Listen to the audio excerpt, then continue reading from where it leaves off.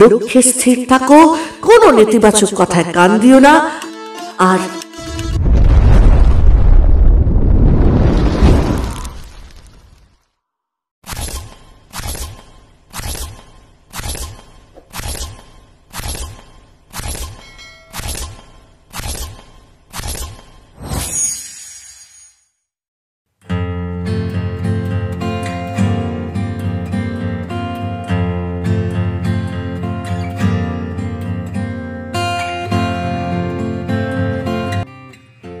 শুভ সন্ধ্যা বন্ধুরা। চলো আজকে আমি তোমাদের একটা ছোট্ট করে গল্প শোনাই।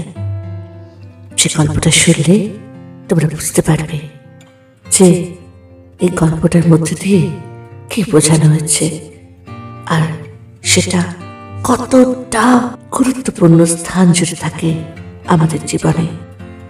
গল্পটা হয়তো আমরা অনেকেই শুনেছি। একবার একটা ব্যাঙের দল বনের মধ্যে দিয়ে যাচ্ছিল। এমন সময় এই ব্যাঙের দল থেকে দুটি ব্যাঙ হঠাৎ করে গভীর গর্তে পড়ে গেল, কারণ গর্তটা তারা দেখতে পায়নি। গর্তটি এতটাই গভীর ছিল যে সেটা থেকে উঠে আসা খুবই কঠিন ছিল।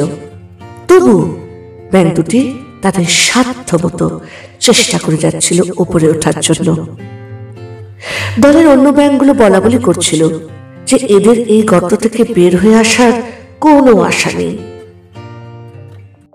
কিন্তু আদম্য ব্যাঙ দুটি চেষ্টা করতেই থাকলো।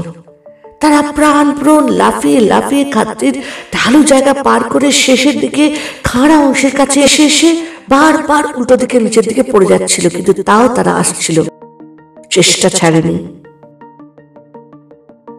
তখন উপরে থাকা বাকি ব্যাঙগুলো চিৎকার করে তাদের বলছিল যে তোমরা কিছুতেই উপরে উঠতে পারবে না, এটা খুব বড় গর্ত, এখান থেকে উঠে আসা কোনোভাবেই সম্ভব নয়।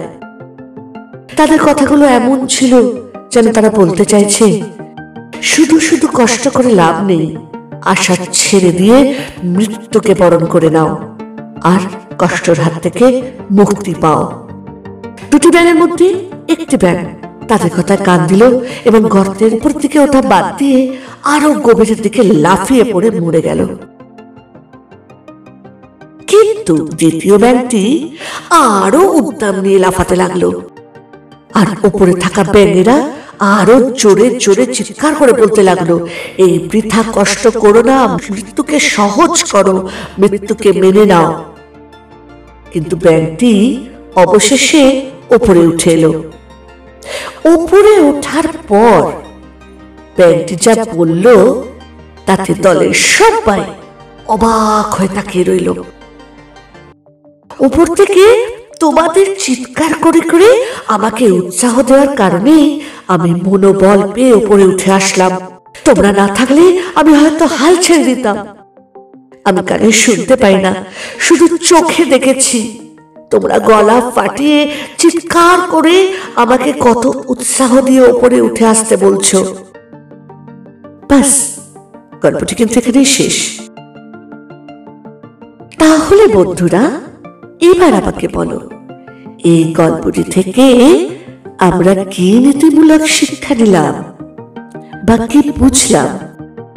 এই গল্পটি থেকে আমরা এটাই শিক্ষা পেলাম বা বুঝলাম যে আশেপাশের মানুষের একটু উৎসাহ মানুষকে কঠিন বিপদেও সামনে এগিয়ে যেতে সাহায্য করে এবং নেতিবাচক কথায় কান না দিয়ে নিজ লক্ষ্যে অবিচল থাকলে সফলতা আসতে বাধ্য হয়। তাই নেতিবাচক মানুষগুলোর কথায় কান না দেওয়া উচিত।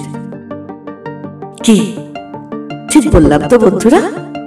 এই গল্পটা থেকে আমরা তো এটাই শিখলাম, তাই না?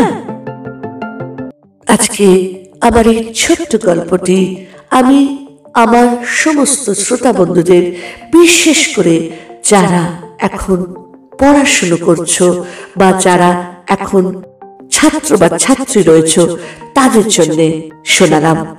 কারণ আমরা অল্পতাতেই যখন ছাত্রছাত্রী অবস্থায় থাকি ভেঙে পড়ি এবং পড়াশোনা থেকে মন আমাদের অন্যদিকে চলে যায়, যদি না আমরা ঠিকভাবে মনের মতন করে নিজের পড়াশোনার ফল পাই। তাই আমি প্রত্যেকটি ছাত্রছাত্রী এবং অন্যান্য শ্রোতাদের উদ্দেশ্যেও একটা কথাই বলবো, নিজের লক্ষ্যে স্থির থাকো, কোনো নেতিবাচক কথায় কান দিও না। আর আশেপাশের মানুষরা যদি উৎসাহ দেয়, তাহলে সেই উৎসাহ দিয়ে নিজের মনোবল বাড়িয়ে সামনে এগিয়ে যাও লক্ষ্যের দিকে। সফলতা তোমার পায়ে লুটিয়ে পড়বেই। আশা করছি আজকে আমি এই ছোট্ট গল্পটির মাধ্যমে সবার মনে একটুখানি হলেও অনুপ্রেরণা জাগাতে পারলাম। কি পারলাম তো? ভালো থেকো সবাই।